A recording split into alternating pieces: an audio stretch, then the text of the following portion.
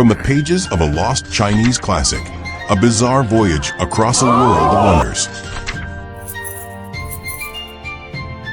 This is the Vermilion Quill's Chronicle of Flowers in the Mirror.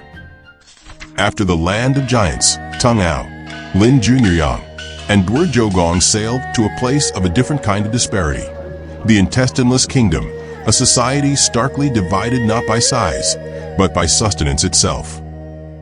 The elite here are called the intestineless.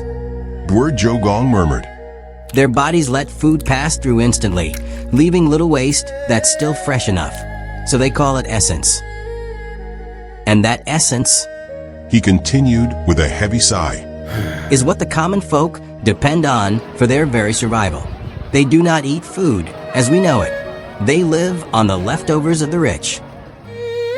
In this kingdom, basic survival depended on the daily gifts from the gentry. But for the dying or for families desperate to change their fate, there was one final cruel hope. A black market that dealt exclusively in the essence of the highest elite. Here, the weight of a life was measured in cold, hard currency. A family's entire fortune, measured against the echo of a single meal, could still be dismissed with a single shake of the head.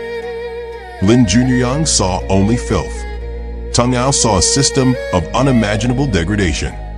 But Duo Jiu-Gong saw the most powerful chain of all, exploitation disguised as benevolence. The system of control was not only maintained by gifts, but also by the terror of their withdrawal.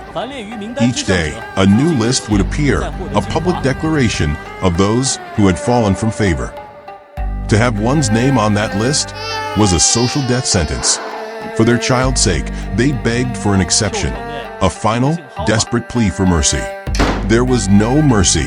A shake of the head, a door slamming shut. Their last hope was extinguished. And for the others, a simple lesson was taught. The fear of one becomes the obedience of all. Obedience is survival. Gratitude is mandatory. For Lin Zhi-Yang, a man of simple justice, this perverse system was an intolerable madness. The sight of that weeping family, condemned for nothing, ignited a fire in his soul. He decided he must intervene. He strode towards a mother feeding her child, offered his rations, expecting gratitude, but receiving only screams of terror. To this mother, his offering of pure food was not an act of kindness, but a dangerous, corrupting temptation. The foreman spat. Fools! You would poison them with your crude, unprocessed fare? Only the elite are pure enough to distill life's essence. This is their gift to us. Your food is a curse. The master of the house appeared not with anger, but with the mild curiosity of a man inspecting his livestock.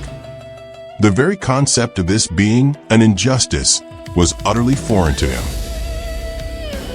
It was Tang Ao who finally spoke, his voice cutting through the tension. Sir, He asked, you call this a gift. But if a gift cannot be refused, is it still a gift or simply a chain? The question did not register as a challenge. It was simply nonsense. The aristocrat laughed, a deep, rumbling sound of pure, unadulterated disbelief. Then he declared simply, Let them fast until they remember what true nourishment is. With that, he turned and walked away, the matter already forgotten. They were cast out, not as heroes who tried to help, but as dangerous heretics who threatened to break the sacred order of dependence. On the ship, there were no words. How do you reason with a world where the oppressed not only accept their chains, but cherish them as sacred gifts from their oppressors? The chronicler's note. The elite of the Intestineless Kingdom built their comfort on absolute exploitation. A grotesque fantasy, yet it forces us to ask, in our own world, what invisible leftovers do our comforts depend on? When the chain of dependence is long enough, do we cease to see the hands that hold us up?